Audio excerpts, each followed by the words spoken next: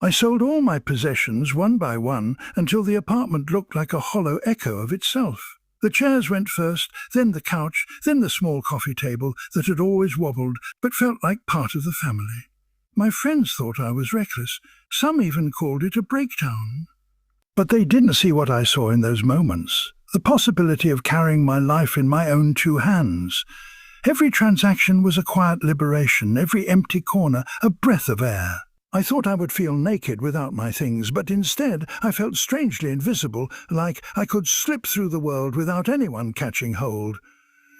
Except there was one thing I could not let go of, one thing that refused to be priced or bargained for. It sat quietly in the corner, waiting for me to acknowledge it.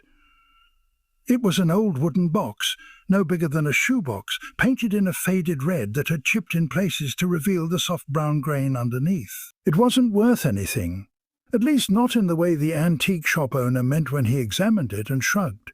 But inside it contained a collection of small, ordinary objects that didn't belong together in any sensible way. A marble, a photograph of someone I couldn't remember, a ticket stub from a movie I'd seen alone.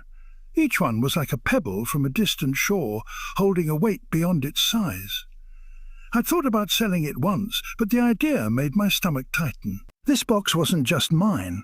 It was me, in pieces scattered across years I'd mostly forgotten. And letting it go felt like tearing pages out of a book whose ending I hadn't yet read. The night after the last of my furniture left, I sat cross-legged on the bare floor with the box in front of me. The apartment's emptiness seemed louder than the street outside. I opened the lid slowly, half expecting the contents to look smaller, less significant in this new, stripped-down space. Instead, they seemed brighter, as if the absence of everything else made them more real.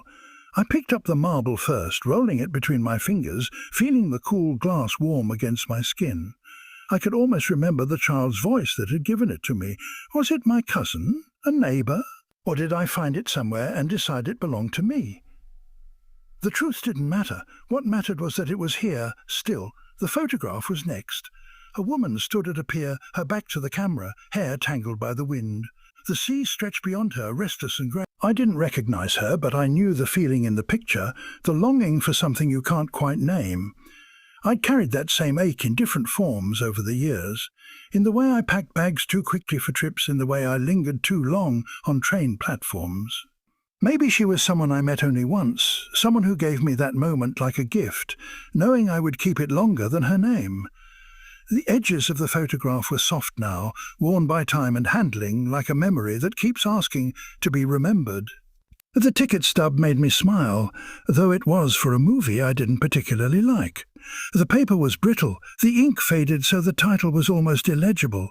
I remembered buying it on a rainy Tuesday, ducking into the theatre just to get warm. I sat near the back alone except for an elderly man 2 rows ahead who laughed too loudly at the wrong moments.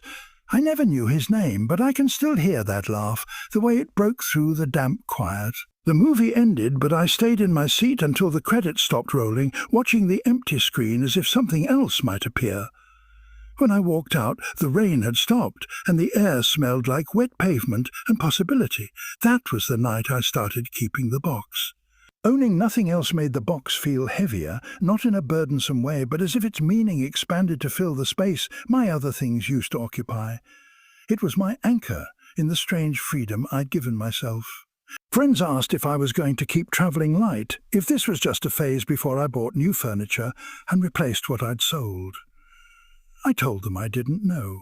The truth was, I liked not knowing. I liked waking up without the pressure of all my possessions waiting for me to dust them, arrange them, justify their existence. The box didn't ask for any of that.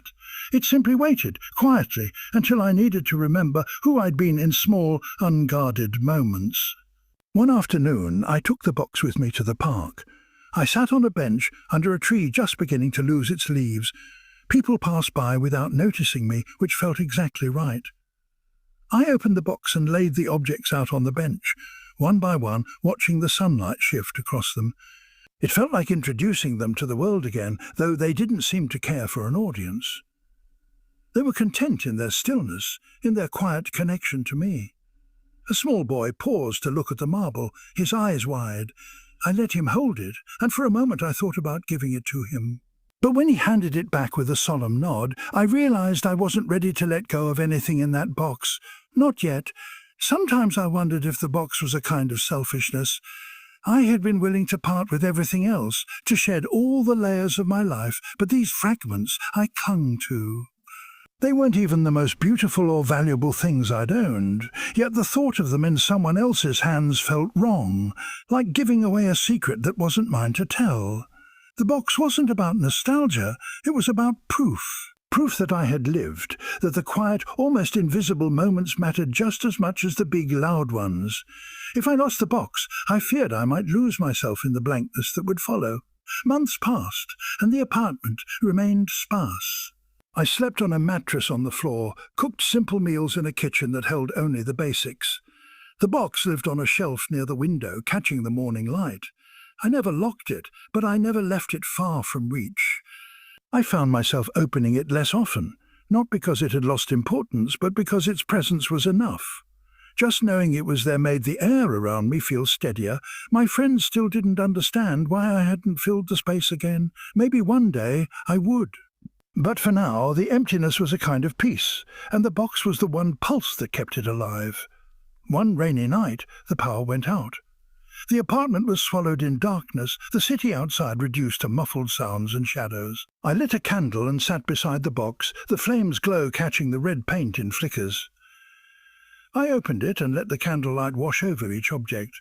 The marble gleamed, the photograph seemed to move with the shadows, and the ticket stub looked like it could crumble at a touch. In that moment, I realized the box was more than a container. It was a lantern of sorts, holding light from times I'd forgotten I needed. The power returned, but I kept the candle burning until morning, just to see those quiet flames reflected in the pieces of my life. I began to add new things slowly, without planning. A pressed flower from a walk where I'd laughed with a stranger, a train ticket from a journey I took without telling anyone, a small key I found in a gutter, its lock forever a mystery. The box became a living thing, breathing with each addition. It didn't matter if I forgot where something came from. What mattered was that it had passed through my hands, that it existed alongside me. I started to think that maybe the box wasn't just about holding on to the past. It was also about trusting the future enough to give it space in the same small sanctuary. Years from now, I know the box will still be with me, no matter where I am. It may gather dust in a corner of another bare room or rest quietly in a suitcase on a train.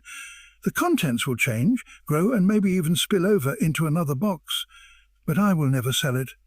Not because it is valuable in the way the world measures value, but because it is the only thing that truly belongs to me.